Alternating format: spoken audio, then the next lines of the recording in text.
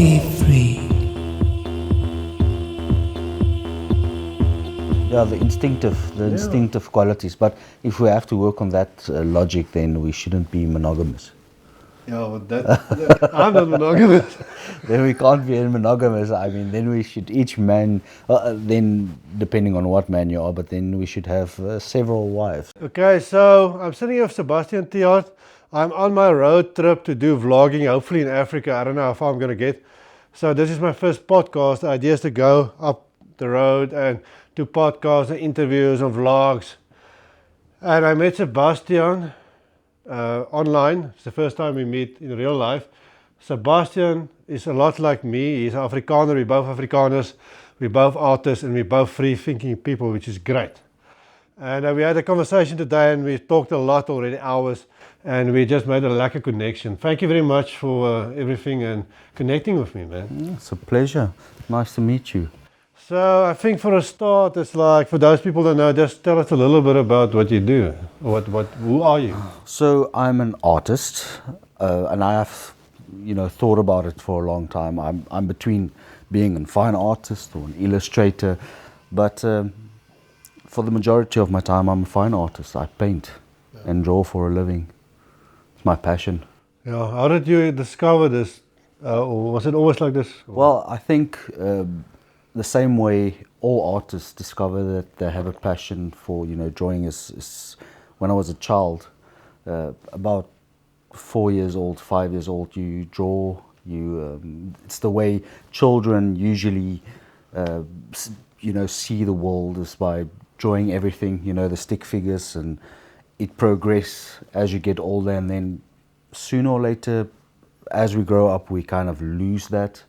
A lot of children do lose that artistic, that artistic drive that we are born with, and then.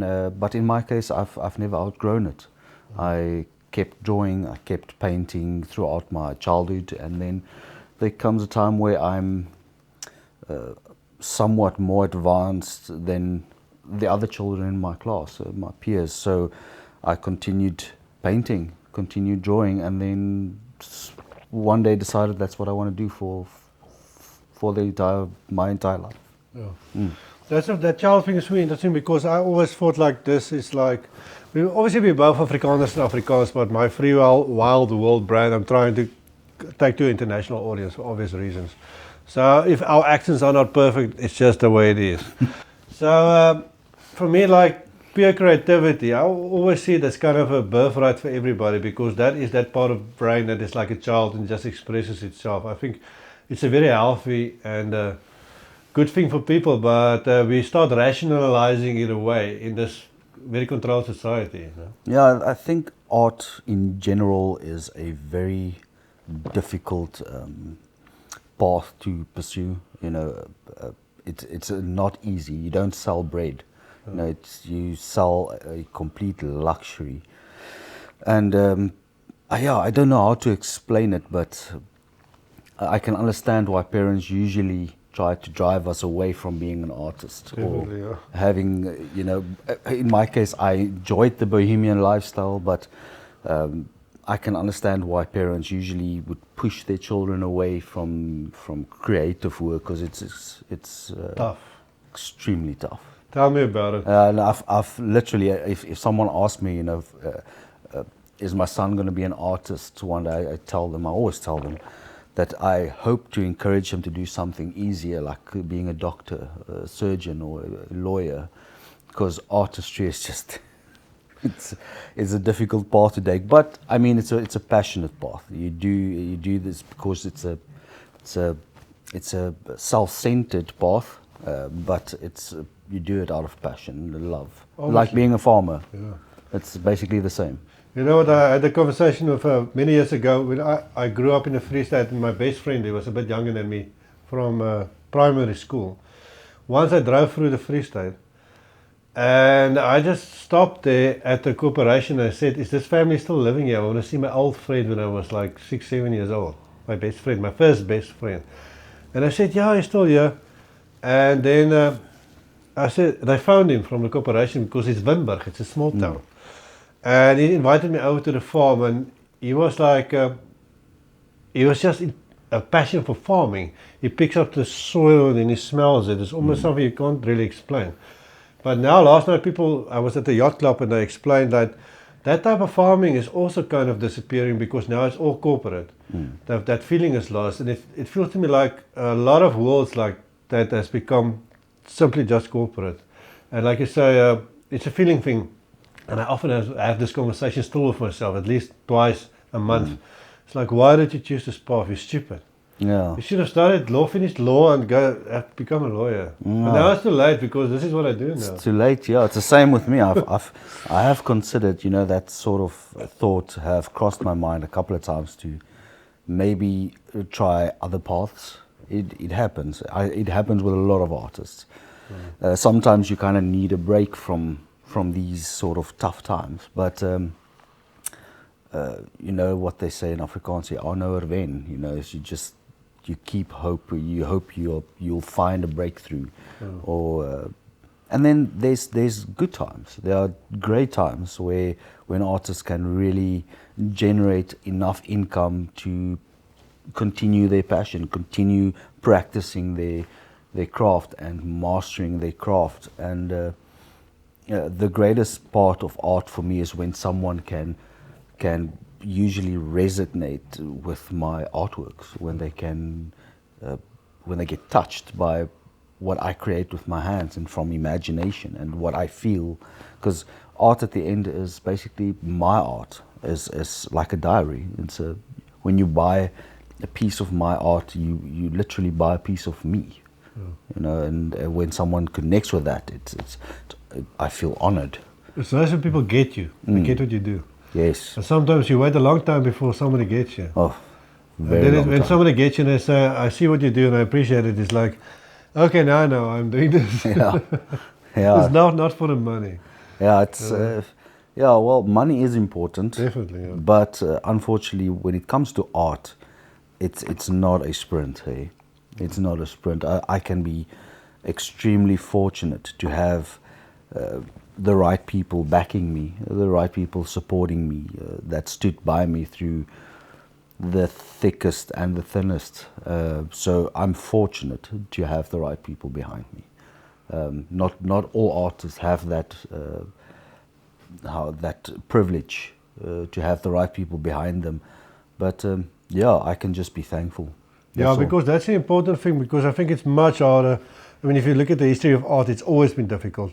But I think art is absolutely necessary in humanity, because a lot of the things you see in society comes from art, basically. If you sit in your corporate mansion, a lot of the aesthetics around you comes from thinking people that you manage to, but I don't make the connection. Yeah, no, artists don't get the recognition enough, Whether it's this cup we are drinking our coffee in, the coffee, the cameras, the cell phones, TVs, cars, seats, lounges, everything you touch basically today is designed or created by an artist. Yeah, I mean, the creative thought process started the journey of whatever you see around you, almost everything. So that's like, but we're not only going to talk about art. I just wanted, this is just a podcast, but it's a good introduction. Yeah, of course. So we talked earlier. I thought I want to talk more about this. About Joe Rogan. I want to talk about Joe Rogan because I was always a Joe Rogan fan, and I think you said you always were a Joe Rogan fan as well, but recently it's like with the political thing that's going on in America now, and just before the election, he totally veered off and is becoming something different, which is kind of sad. Yeah. Yeah, no, I'm a big fan of Joe Rogan. I think a lot of his work that he does, he really does well. Especially his work with the UFC. But lately his political views have kind of changed. And I don't really care about someone's political views, but the way he is doing his podcasts, he used to have a neutral ground when it came to questioning. It's kind of that push and pull kind of questioning strategy that he used to have. But he's a comedian. He's not really a journalist. But what he did was he did it well.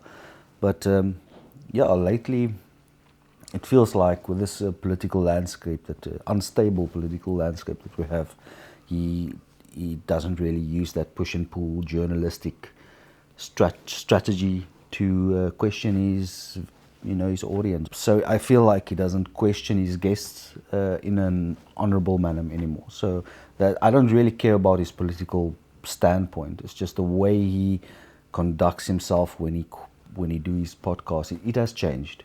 It has changed. Yeah, I also noticed it. For me, it's like funny, or maybe also a little bit sad. He was the main proponent of taking a kind of a centrist view and giving everybody a chance, and that's a lot what podcast is about. But it seems that political and especially the capitalistic atmosphere is so powerful that polarism is just swallowing everybody in. I mean, we can see it in normal life in South Africa as well. Everything has just become so polar. And I just hope we can kind of get back to some kind of normal. Yeah, the thing is, I think that it's generally safe to have a neutral standing when it comes to. I mean, when you're in the public sphere, like someone like Joe Rogan who has millions of followers, when you're someone in his shoes, you usually have to have like a neutral standing when it comes to politics and religion and stuff like that. So it just feels like when money started talking now, or maybe it's not the money because he doesn't really need the money. I mean he has enough money, but it feels like he was a bit manipulated. And what's that? What does cults usually do?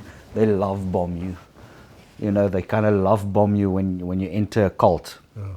They usually love bomb you, like extremely friendly and make you feel significant. Yeah, they overcompensate with love, so they love bomb you, and then you walk away telling people, oh, it's the best, it's the best place. So I think when Joe Rogan was invited to certain political events, he was kind of love bombed. So I think he's been pushed, kind of manipulated into a sort of direction where he's too scared to be a bit tougher with his questions, a bit harder on political leaders like Trump, or even if it was Biden, or it doesn't matter. But at least when you have a platform that large, try to ask the difficult questions that the citizen wants to ask, wants to know about.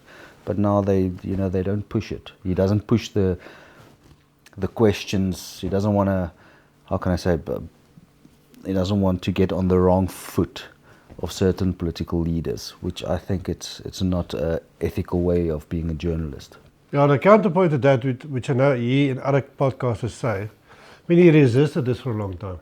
But from their perspective, America, they just see America going downhill of all the issues they have now, and I just think the only way now to do something is to take a side. I think for them it was the last kind of solution, but maybe they were kind of subtly coached into that thing, like, okay, everything is like corrupt now, we have to choose a side to save the country. But once you start going down that path, I don't think you can return from it easily, because now you're there. The thing is, I think you lose your credibility a little bit. Like I've said, I really don't care who he votes for. You can vote for anyone. You can vote Democrat or Republican. I don't care who he votes for, who anyone votes for. But when it comes to having to, getting to tough questions, asking tough questions, he was a bit soft. I know, I think if I can remember, he had an interview with Trump, right? And then just before the election, and then he would have had an interview with Kamala Harris. They organized it, and then kind of, you never know what's the real reason behind it. A lot of shenanigans, I think. Yeah, it can be something honest, or maybe it's dishonest. It's so difficult today to know exactly what's happening behind scenes. But yeah, when it comes to Joe Rogan, a lot of his podcast in the past was awesome, was great. I like the questions he used to ask, especially who's this pseudo-scientist, this archaeologist, the pseudo-archaeologist. Graham, Graham Hancock. yes. Yes. I mean, he's an obvious scam. He's a scam. He's a pseudoscientist. I mean, he talks about the stuff that I would like when I was a child. You know, would have enjoyed. You know, this kind of, and people like him brings a lot of students to archaeology, but then they go into archaeology. They go learn and realize, okay, well, you know, pseudoscience isn't really. It's not the right science to follow, you know, so you have to grow up kind of. It's not Indiana Jones anymore, you know. So he brings a lot of students to archaeology, but then Joe Rogan goes and takes stuff like that seriously, and he doesn't push the hard questions, even if he brings on great archaeologists, people that work in the field, that has dedicated their life into their studies, that literally the archaeologists don't go on vacations. They work for minimal pay. And then, you know, someone like Graham Hancock, who gets funded by Netflix because his son has some sort of foot in it, they come muddy the waters when it comes to scientists, science work. So I feel like Joe Rogan could have pushed the questions a bit harder there. I'm very conflicted on this because I'm very pro, like all sides and alternative views, and I like Graham Hancock as a person. He just seems like a sweet guy. So I don't know what side to take there, because I saw that other guy that was the real scientist. He was a bit cocky and a bit arrogant, and then Graham Hancock, they had this conversation, and I saw a couple of podcasts, and I'm still on the fence because What? I don't know. No, the thing is with Graham Hancock, he was what the whole story behind it was that this was a while ago, right? I can't remember when was this. I don't remember time, man. It just It was a while ago, but what happened was Graham Hancock advertised, you know, he kind of advertised that there's going to be this great debate on Joe Rogan, there's going to be this, and then the archaeologist came with notes, he studied everything from Graham Hancock, he got all these proofs, he's got receipts, you know, and then he was expecting a debate where he's going to confront Graham Hancock on his viewpoints. And then Graham Hancock didn't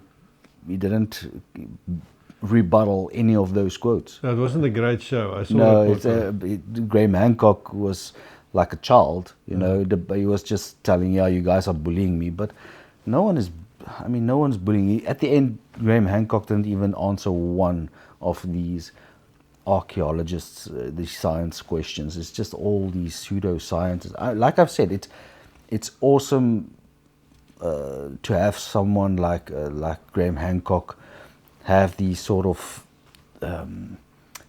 fictional stories, you know, very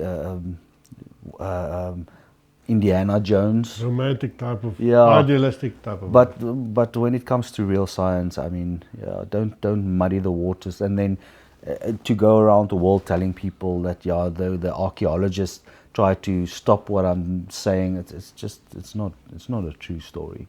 Yeah. It's false marketing, and I just think it's not ethical to step on those who really do the work that for minimal pay. I mean, scientists don't get a lot of money, and they are also a very jealous. A jealous community. So one. If I'm an archaeologist and you're an archaeologist, if I find something, I'm gonna get a Nobel Prize, you will be jealous because I'll get a lot of money, and you will not. So scientists usually try and discredit other scientists' work. So there's no teammate conspiracy when it comes to science work. It's like competition, basically. Yeah, it's a tough competition between, you know, real scientists. But so when someone wins a Nobel Prize, it's not an easy thing to get. And then, you know, a pseudoscientist like Graham Hancock comes along and then muddies the water, stepping on scientists that really do the hard work. I don't appreciate that. Yeah, obviously there's a scientific process, but I think where we differ maybe a bit. It's like, I don't put that much value on science. Like I also told you, I'm not a atheist or a religious person. I see myself as an agnostic. And the reason for that is I don't really think we know that much. I think, I mean, I maybe had other experiences, maybe with psychedelics as well and stuff. And not that I had a lot, but I had some. And it's just like, there's some other stuff out there. I just don't think we get it all. So I'm always like thinking anything is kind of possible. So I think you may be more into the scientific process. And I think actually our art maybe reflects it a little bit, because your art is very beautiful and technically well done. While I just like don't think about a lot of stuff, and I just like gooi stuff. Yeah, intuitive artist. Yeah. Intuitive artist. Well, the thing, I appreciate science. I think science is extremely young. It's about 150 years old, I think. I mean, since they've branded it, since they've branded as a different subject. If I want to speak, I don't want to be wrong about this, but I think it's a very young discipline. And I mean, look what we have since we have it. This cameras. Yeah, we have. I mean, the world is actually amazing. I'm very proud of technology. Technology is science. It's a medical science. I mean, you can literally change your eye color today. You can literally take out an abscess tooth. People used to die of it. But then there's more other concepts that's more abstract. That's also, I think, important though. And and I don't want to sound woo-woo, because I'm not woo-woo, but I like to entertain the idea that there's more subtle concepts that's also very valid. That's not so, okay, so we have microwaves and all this stuff, which is great, but people are still just like, a lot of times just lost in the middle of this wonderful world we have, because the other things get lost, like maybe, I don't know, some form of belief in a universe that is bigger than just what we see. I don't know. The thing is, a lot of people are lost for different reasons, and I don't know if we would ever be able to solve that problem, but we humans, we tend to believe that every person has a goal. Every person is put on this planet to do something, and I'm not a firm believer in that. I'm a person that believes you have to create your own goal. The Buddhists has the saying that life is suffering, so that's their neutral standpoint. From the day that you are born, you will suffer. There's, if you're going to sit and do nothing, suffer is going to be the order of the day. So you have to do something to make life less sufferable. Whether you... It's up to you, basically. That's it. It's up to you to decide what you're going to do with your life. And whenever someone tells me, but what is your goal? I would usually refer to a colony of ants, for example, nature. I would always refer to something with nature. So when you look at a colony of ants, if I take one ant out of the colony, what is that ant's goal? It doesn't really have a goal. It's useless. And the goals also change, obviously. Yeah, it's such a small insect that taking one of those ants, telling him what is your goal, he can do nothing. But as a colony, as a society, system, whatever, a living system. Yeah, they support each other. They built this massive tunneling system with its own aircon. Do you know that? Isn't like we write the seal of the mir or the ant thing? Yeah, ants have like their own ventilation aircon complexity that they built. But anyways, if you have one ant, none of that is possible.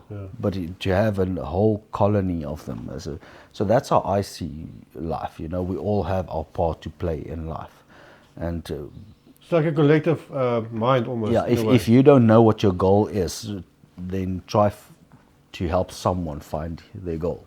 Yeah. Maybe But that that's is kind of also idealistic and romantic way to look about it, because also the life I live is kind of physical hard.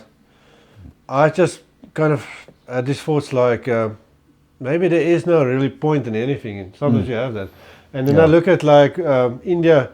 I watch a lot of stuff about India, and people there. There's a lot of suffering there, but people kind of deal with it by doing really simple things. Like one guy is just a barber, and his father was a barber, and his father was a barber. So it's just like, this is what you have to do, and you have to accept it and live. There's no like great philosophy behind it. It's just like how it is. You know? Well, there is, if you, in the great scheme of things, if you zoom out, you know, and you see our Earth, and you zoom further and you zoom further, no, there's really no point in anything. No, it's kind of not. Yeah, there's you know, if in a stoic sort of way. But I mean, the thing is, on this Earth, we have such a limited amount of time to breathe, to try and change the world or change your own life. It doesn't matter, or build something. So you have to find something that you enjoy doing, and try to. Who was it? I think it was Christopher Hitchens that said the only sin is to have a boring life. You know, that's the only sin. Thank God I'm not guilty of that. Yeah, That's one thing I'm not guilty of. So the only sin one could have is to have a boring life. I mean, and I can imagine that there's this study done with old people who died, and what were their confessions before they die. You know, what advice they would have given themselves when they were younger. The kind of advice they give, it's a bit heartbreaking. And we are all guilty of most of those things. So I don't want to mention that on camera, so I think people have to research that themselves. But at the end, I think having a boring life, a boring, short life, I think today is about 80 years old, which is still half more than what we had 300 years ago, 200 years ago. We lived twice as long as what we used to live, and it's still short. 80 years today isn't. Yeah, it's like I look back at my life and I think, where is it? Yeah, no, I remember when I was a kid in Paul Boy's Eye, I once helped a elderly lady carry her bags from Spa to her home, and she said, "Please just promise me, don't grow old fast." And that stuck with me, you know, even till today. It's don't grow. And when I look back now, I grew up too quickly. Yeah. You know, I think she said, "Don't grow up, don't get old quickly, or don't get old too fast." And Don't think yourself old. A lot of people kind of think themselves old. yeah, that's the other thing. Is people think themselves old, but I think when you're about 30 or 40, and you feel like, you know, whatever you've done so far was kind of pointless, or yeah, maybe Sure, you can't get it back. Yeah, Time is gone.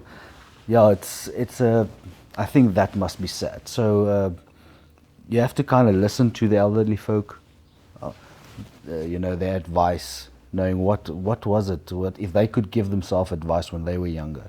A lot of them would say that they would have traveled the world, tried new experiences, and because people are too afraid to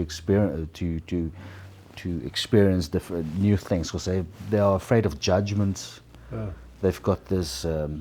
Well, it does hurt. I can tell you about it.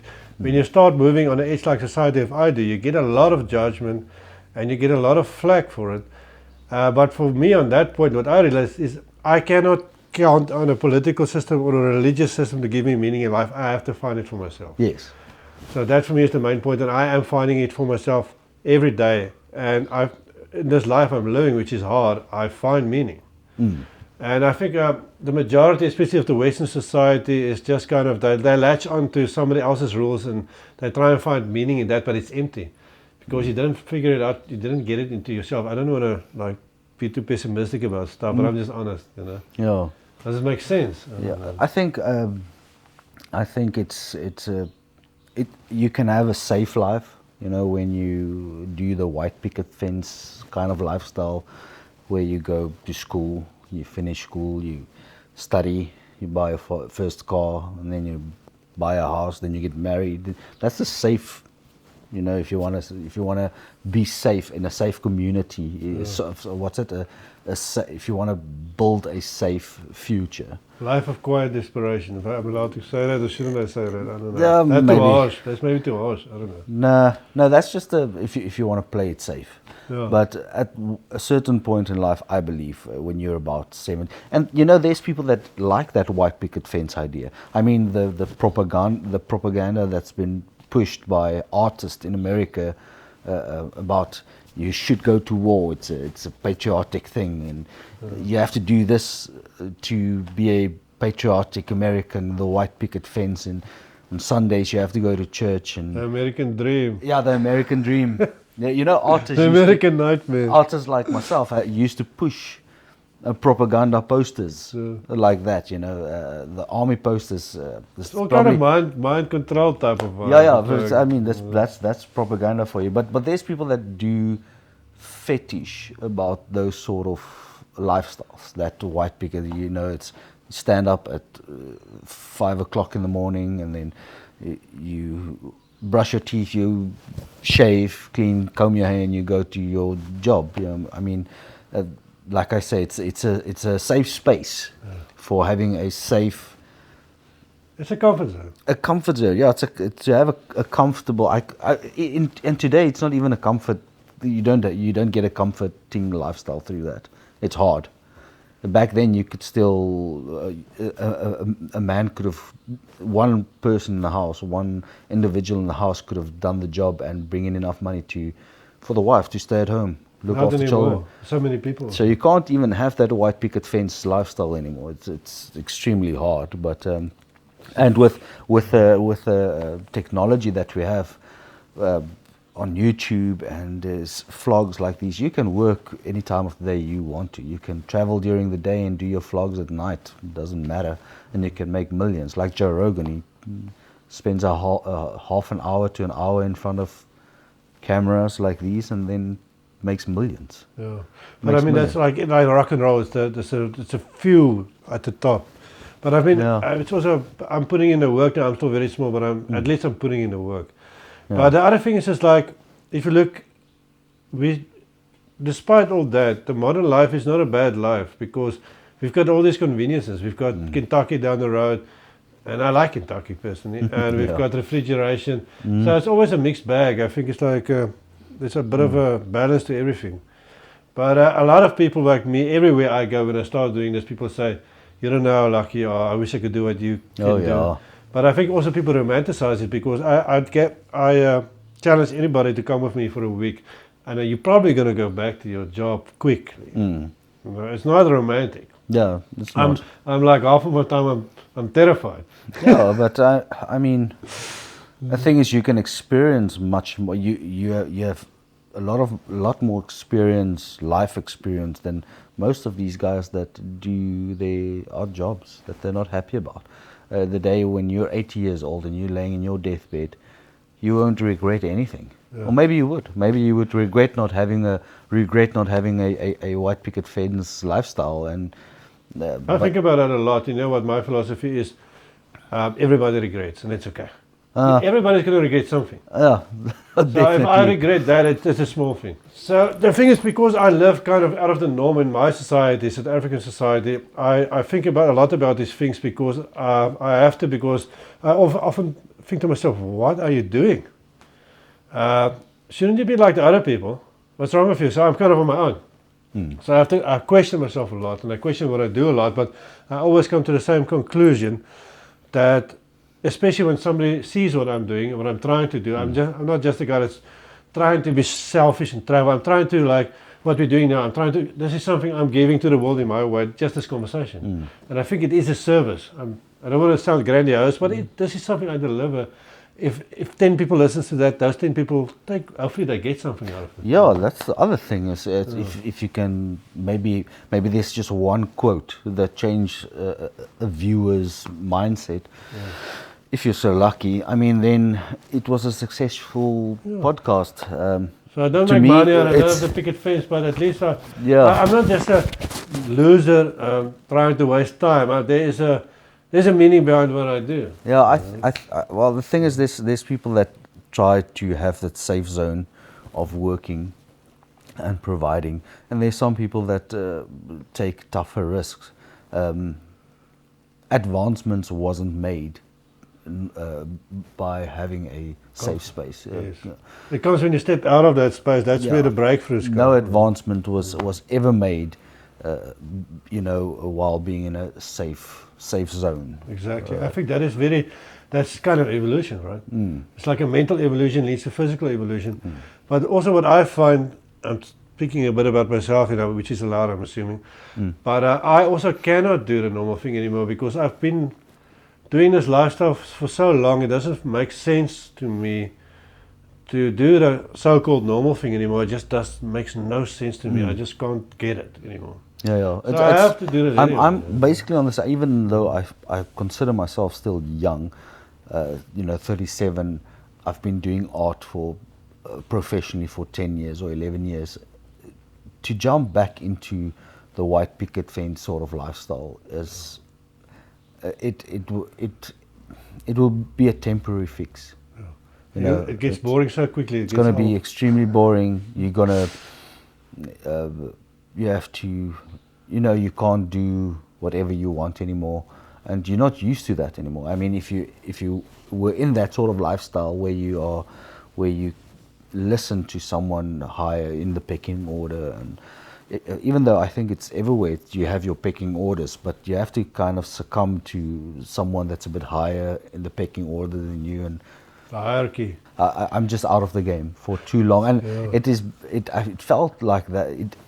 I quit smoking recently, and it was hard for me because it was so part of my lifestyle that it almost felt like, why should I quit? I mean, it's part of me. So the same with art, or same with your lifestyle. It's part of you. To quit that now, it will ruin us. That's what I believe it will. Definitely, I will have no reason to live, man. Yeah. Before I did this journey, I was like, because I also have pressures from a lot of people in society to conform. But I think to myself, I'd rather die somewhere in the bush. I cannot just imagine the next 20, 30 years conforming and then growing out and dying. It's just not in my universe anymore. Yeah. And I think I've seen the stuff that you carry. Goodness, for your age, man. The whole studio I'm carrying on my. The other thing is people. That's why your legs, you still look fit for your age. But that's all. But that we are taught at this year. At 50, I'm 52 now. I still hitchhike. I still walk. Yeah. And we are like taught like at 50 you're supposed to have like a couple of pills now. Yeah. And a medical scheme, and you have to go check up. I haven't been to a doctor for years. Is it? And it's not like I have a choice. It's like old sailors. We talked about it yesterday, because yesterday this time of day I was sitting on the front of a yacht. Somebody invited me on this yacht. This vlog will come up, and I was just we were sailing into the sunset. Birds were flying. You can smell the sea. I'm sitting there and I'm thinking, man, this is the life. Yes. And if I had to listen to society that tells me I have to conform, I wouldn't live this life. Yes. But the other thing is also, I think it should be okay, which makes saddens me. It's not like that I'm an outsider or kind of lonely in that way. It just should be more acceptable that some people are outliers, and it shouldn't be seen as something wrong. No. It should be okay. I think it's terrible because I've, in my experience and what I've witnessed, is whenever you do not conform, because people tend to like to dictate your lifestyle. So when they have more, when they are economically more stable, financially more, how can I say, more stable, they tend to believe that they are smart as well. Successful. Yeah, if you are financially successful, then automatically you are a smart person as well. So they tend to like to dictate what you should do with your life. Very patronizing. Eh? And then when you don't do that, they shun you. Yeah. And that's just something that I found, something that I never understood. Because I would much rather help people that do something different than I. You know. But you know what I think is, because I'm living with this for so long, what you're saying, I mean, it's kind of shunned in a way. I mean, like in the age, I'm in the fringe always. Yeah. I'm trying to kind of look at their perspective, and I think it's like shining a light just by being me, you kind of shine a light on something they don't want to see. You know what I'm Yeah. saying? The possibility of maybe this life. Yeah. Because then you have to think about your life, and you are so bought into this hierarchy system that society tells you you're doing great. You've got 2 cars, you've got a house at the sea, you're having a great salary, you're a success, you're good at your job. That is the world, man. And I don't think it's always digestible for people to understand that that is not the only world. There are many, many, many worlds. Yes. Oh, most definitely there are many worlds, and I think there's value in all worlds. They all need to. There's I have value. nothing against those guys that are success in the world. Great. Yes, for you. yes, no, of course. If you have success, or I mean, good for you. Yeah. I respect that. Just allow me to live as well. Yeah, and what was this? Have you ever watched the show Is it River Monsters? Yeah, I think so. It was like on a DSTV or something. Yes, Yeah. the guy used to. I mean, he studied fish, and he made this kind of fictional effect. There's this monster in this river, and he's going to go hunt it, to go find that. And I once listened to one of his interviews, or I read it. I couldn't remember, but one of the things that he said. Oh, I was on his bio because I wanted to send him an email. To visit the Kavango River, you know, and if he's ever there, I wanted to kind of get like a foot in it, because I enjoy that sort of lifestyle, hunting, not hunting, I mean like discovering, you know, that sort of lifestyle. And I read his bio, and he said there, because he was a teacher, he used to be a teacher, Okay. biology teacher. He became famous through this River Monsters, and he said, part of his success was damn hard work, but also luck. I think got a lot to do with a lot of things. Yeah. So success isn't just hard work. There's definitely luck involved. So and I believe, as not to sound sexist or anything, but we men we like to take risks, and there's a 50-50. There's either a 50% chance that you're going to fail, or 50% chance that you're going to make a success. And we tend to judge those who failed, and it's not really their fault. I mean, because the society judges that. Yeah, so, because the 50% who made it, there was luck involved. Because everyone, I don't know one single person who doesn't work hard. Yeah. Every person I know works hard. In fact, some of the most wealthiest people has never broken any sweat. They don't know what hard work is, but we tend to judge those who took the risk and unfortunately failed. People that hang out with me a little while can't believe how hard I work. I'm constantly videoing or editing. Yeah. But they see the video clip and they think, oh, that looks like But a I holiday. mean, I see you as quite successful, traveling the world. Oh, the world, like, not yet the world, but we're getting there. or traveling the country. I traveling, mean, you know. because I know a few friends, few artistic friends that they do their normal job, and then whenever they have a break, they travel. If they have a break, they travel as far as possible. Imagine doing that full time. That is the That's life the to goal. have. That's You learn different cultures. You learn different thinking, ways of thinking, and For me, it's just witnessing humanity. I like to just document people. Yeah. And just witness what's going on. And of course, I'm also guilty of finding pleasures in the bohemian lifestyle. You know, travel. Yeah, it is nice. It's travel, Nice. meet people. It's ideal, and I think in my case, I'm fortunate enough to have a wife that also enjoys the same things that I do, and so yeah, I think I don't want to use the word blessed. Maybe I was in the right place in the right time to find a partner, a teammate that enjoys exactly the same things that I do. Yeah. But at the end, yeah, you have to do whatever you love. You know, if you travel, meet people, do podcasts. I mean, I don't see any have shame. passion for doing this. Yeah, I don't see any shame in doing it. Definitely not. There is no shame in, some people just barely live, and they're allowed to be there as well. Well, I think what we forget in modern society also that we are very modern and sophisticated, but we are still driven by biological imperatives. And I do think, and these days this is controversial to say. I don't think it's controversial. I think in general men with their hormones set up in their body type and a role, they function in society. We do have a different biological imperative, and one of those things is, like you said, is to take a risk. I mean, that's just what we do. You know? Yeah, we are very. What is that word? Onverantwoordelijk. Reckless. Yeah, I think it's reckless.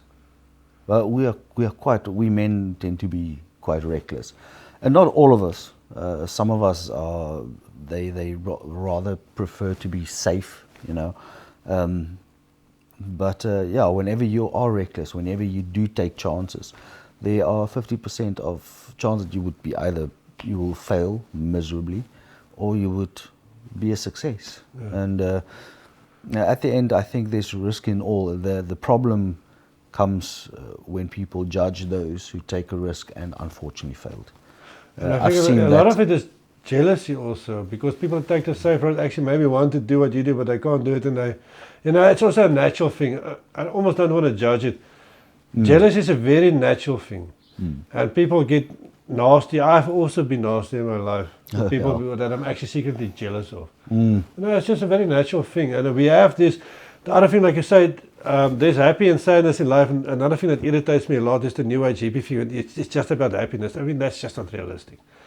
So I think there's no such thing. There's no such thing. That's bullshit. Like Kurt Cobain said, life fucks us all eventually, something like that. And I think if you lose that perspective, you're still a child, because you're still living a dream. There's no such thing as having like a perfect. Like the Buddha says, life is struggling, and you have to do things to make it less. Life is suffering, sorry, and you have to do things that makes life less sufferable. So whenever you have a disagreement with your wife, try to sort it out so it's not too much suffer for both of you. Or if you have children or you have friends you are fighting with, at the end, compromise. You both need to compromise to make life less sufferable. Or if you need to go hunt for food because you're hungry, you don't want to suffer. You have to compromise. You have to go hunt. You have to stand up and go do the work. It takes a physical effort. It's going to involve maybe stepping into thorns. Yeah, you have to. Getting tired and getting heartful and thinking, well, I'm not getting anything today. Yeah. That's all part of the process. And then you get it, and then like, I got it. Yeah, you have it. Yeah. So there's no such thing as having a perfectly happy, satisfied life. Life is just don't make it less sufferable for yourself. Yeah, that's one point. But last night when I was sitting around the fire, two things. We talked and we drank drinks, and I felt happy. I had a good day, so it wasn't suffering. And then this morning I heard one of the guys said at the yacht club, the Buddha say what you said, life is suffering, but I'm not suffering. I'm having a great day. So that's also. I mean, sometimes you don't suffer, sometimes you have great times. No, it is. Sometimes you have good times, sometimes you have bad times. So. I try not to think about the suffering, because I know tomorrow I'm going to suffer a bit when I stand in the sun and hitchhike, but I try to put it out of my mind, because I don't have to suffer now. Yeah. It will come tomorrow. I have to think about it. Yeah, don't worry about tomorrow. Yeah. Tomorrow's problems. Yeah. I think the religious group enjoy that philosophy. Yeah, don't worry about tomorrow. Yeah. Only worry about today, and I think it's a good philosophy as well. So whenever I do art, I'm always stressed. I always worry about the end of the month, or maybe some fight I had, or some inconvenience. But when I do my art, I try to forget about it. I forget about tomorrow. I forget about yesterday, and I try and do the best job I can at that moment. Yeah.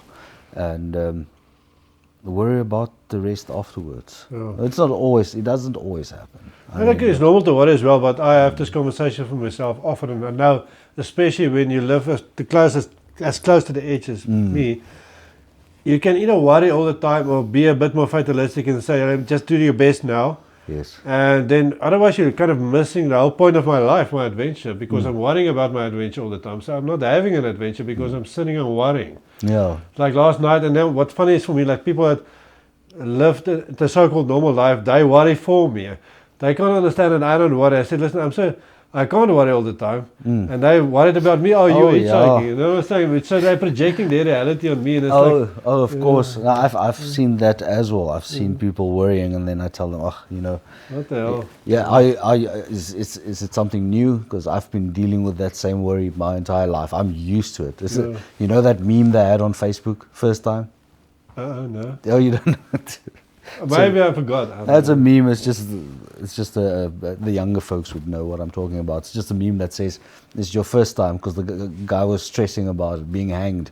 Oh. And the other guy said, "Oh, first time." Yeah.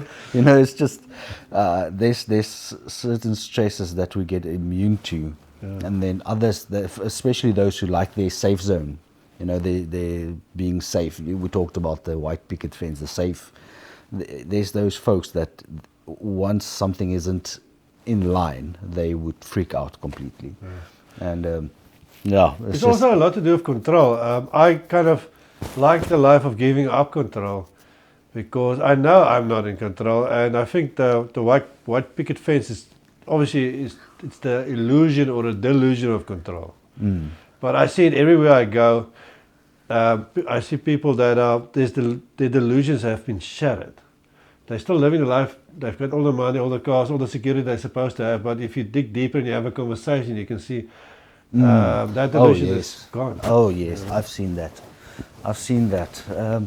But, you know, I enjoyed when I smoked cigarettes. I really enjoyed smoking a cigarette and having my coffee, and in the morning especially.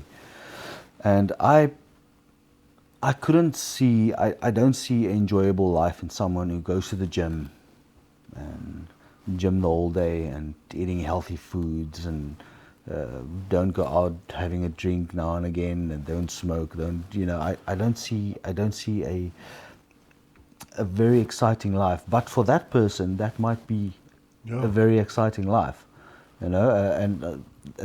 I used to judge those who like the white picket fence. And sometimes I still do, but I sometimes forget that maybe that is their excitement. Good for them, man. Yeah, Correct. and that's fine for them. It's not for me. But don't judge me for not. Yeah, don't look down on me for not following you. Sorry, don't look down on me for not seeing excitement in that sort of lifestyle.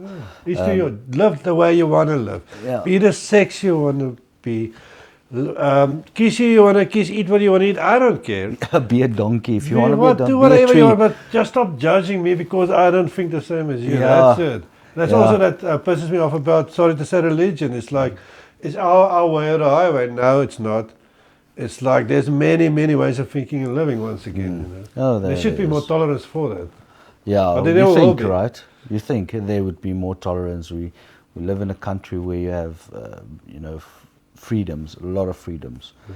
But certain people don't like others to have freedom. I've noticed that whenever you think differently from them, I think it might also be a survival thing. I think a lot of stuff is biological, actually. Yeah, I think about it now. If there's someone coming to me that's not, if I lived 300 years ago, maybe 1,000,000 years ago, and there's this one clan that comes to me and they are a bit different than me, I won't trust them. I think it's an instinctive thing. Yeah, definitely. But we do live in a society now where we learn from each other, and you shouldn't just, the first thing shouldn't be to shun someone, but to at least be acceptable. Treat people the way you want to be treated. What is that golden rule? Treat as you want to be treated. Treat people. Even if you think you've got life figured out, sooner or later, life is going to humble you. The universe is going to find a way to humble you, and it's a balance of things. Yeah, it is. So I always try and treat people in the best possible way I can. I often think about what a dick I've been in the past, which I think is important to reflect on when you were. I've been a dick many times, especially with my biggest love when I was really young. My girlfriend said, I think to myself, "You were such a dick." Oh yes. And it's okay, but I forgive myself, because sometimes people are just a dick, but life gets back at you for being a dick. I mean, if you can reflect and reconcile, I think that is extremely important whenever you've been a dick. or whenever you treated someone poorly, find a way to reconcile. If you Possible. keep on punishing yourself, you're actually going on a kind of a super ego trip. Yeah. Because it's not really actually about you, man. It's about you made a mistake, you think about it, you're hurting now, and you get over it and you move on. No. Like everybody fucks up. But the other thing is, I want to get back to something before we lose it, and I've been thinking about this for long. It's like, I think people overestimate kind of their human modern intellect. I think a lot of the stuff we do, I see it a lot when I just observe, actually comes from very old biological imperatives. Like the white picket fence is there because genetic memory, like 1,000 years ago, if you stepped out of the group in the cave, something would have eaten you. And then there was one less hunter or one less gatherer in the society, and it would have been like an apocalyptic event. And I think that deep genetic memory influences so many things every day in people's life. It's almost like we're run by this ghost of the past. Yeah, the instinctive qualities. But if we have to work on that logic, then we shouldn't be monogamous. Yeah, well, I'm not monogamous. Then we can't be monogamous. I mean, then we should each man, then depending on what man you are, but then we should have several wives. That's one thing, but the other thing is I do believe, like you say, which is true, you're saying, but I also believe as an individual you can get to a point where you make choices. And then you empower yourself as an individual and say, but I only want one wife, and that is super cool. The way I reason that is just one is enough, eh? I wouldn't know. Oh, I don't do the relationship you can't thing. do more than one. It's just too much. And having two wives, that must be... Except if they totally adore you and they just care for you. Maybe that would work. I'm totally out of my depth here because I'm the worst person I know of relationship. I just don't have them. Is it? They're like maybe very short. Is it? Like maybe Getting bored too quickly or what? No, it's just like my life is just not conducive for a relationship. I mean, it's a relationship. I don't know what I talked about. Or maybe there's like 100 psychological reasons why I don't have a relationship. But I live in a kind of a detached state, and I think maybe I'm also sometimes a very bad friend because if I don't detach, I almost cannot do what I do. You know, Yeah. I have to kind of be like an objective fly on the wall and fit into all kinds of stuff. Yeah, I mean there's some philosophies we could definitely talk about off screen regarding that. But I mean I think it is you're taking a lot of risks, and some people don't like taking risks. So I mean. You have to do whatever you enjoy, eh? And if relationships isn't what you're interested in, then well, it doesn't work. Work. I'm just like so bad with sharing my space. Although I do it all the time with what I do, but I'm so selfish. As an artist, I think you're naturally just sometimes selfish. I want to do what I want to do now. Yeah, no, And, art is a complete selfish. I'm a total dick, but I admit it. I tell somebody if you want to hang out with me, or I've been on a road trip with Peer that gave me almost all my gear. I love Peer, but we went on a road trip and I was such an asshole dick because I can't do it, man. And if I want to catch the sunset at a place because I want video, that's what I want to do. And if you're not getting there, I'm going to be a dick. So I don't inflict that on other people. Yes. You know? Yeah, I mean, some people are team players and some aren't. I'm not. Yeah. I'm an individual. I'm also asshole. extremely difficult when it comes to team playing. Yeah. But I've managed, you know, I have to say, I have to give all the credit to my wife.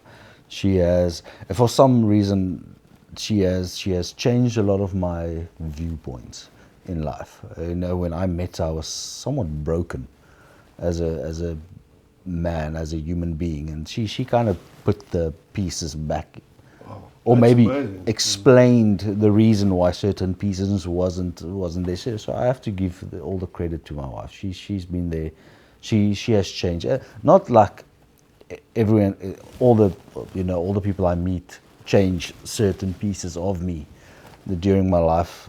But when it comes to the majority of pieces that has adapted or changed or turned into the man I am today, it's largely because of her. So yeah, I think this is a a very lekker and definitely not the last conversation we're having. And this is actually my first podcast for a meeting, but I didn't know who you were going to be. Like you said, we're going to meet. I kind of had an idea because I see you also as an open-minded artist, but I just want to say, and I mean it from the bottom of my heart, I met you today and I feel like I made a friend. Oh, yeah. And that's quite rare for me. Oh, really? So I'm really honored. appreciative because we definitely have a connection and we're going to have many more conversations, I think. Yeah, when you saw my studio, I've been doing so many renovations since we've bought a house, so I still don't have a proper studio to brag about. But I think next time when you visit, we will have something set up. And then I'm going to buy all the food and the beers because my channel would have blown up and I'm going to be this guy. You know? I think your channel is successful. Yeah, man. Your channel is successful. I'm glad I can interview guys like you and just show it to whoever's watching. Yeah, man. Amazing. And I just want to say to the people that do follow me and motivate me, and those individuals every now and then that buys me a coffee, without you, I would have just crashed a long time ago. You know, every now and then somebody buys me, like, I've got this, I'm going to put it on here. If you like this and you want to buy me a coffee and help me, because I really do need help, and I feel I'm doing work, I'm working a lot at this, buy me a coffee. And for those who did, and Peer, I always say thank you to Peer because of the gear. I'm so in love with my gear because I can do this. I just want to say thank you and I appreciate it. And I think that's basically what I have to say. Do you want to say anything else, like Storm? No, just subscribe. Thank you. Please subscribe. Subscribe, like, share the videos, and if you have any comments, leave it. You know, and we would like to hear what you think. I believe you travel the whole South Africa, right? Well, actually, for me, I have this philosophy. I can say, people ask me, where have you been in the world? I say, well, I've been to a town 50 kilometers away. That's travel. Yeah. If I'm only going to be an adventurer and traveler, if I only go to foreign places thousands of kilometers away, it's not going to happen. So my philosophy is, if I travel to the next town, I had an adventure and I'm a traveler. No. So because of my physical restrictions and my monetary restrictions, I can only do what I can do. I envy that lifestyle. So, but yeah, I mean, I think if they have any questions or anything, comment, share, and just help your channel grow. And all the best. All the best. I like your work a lot. And I admire it. I admire your work. Bromance. Yeah. Cheers. All right. Cheers. Okay. Bye, everybody. Beef.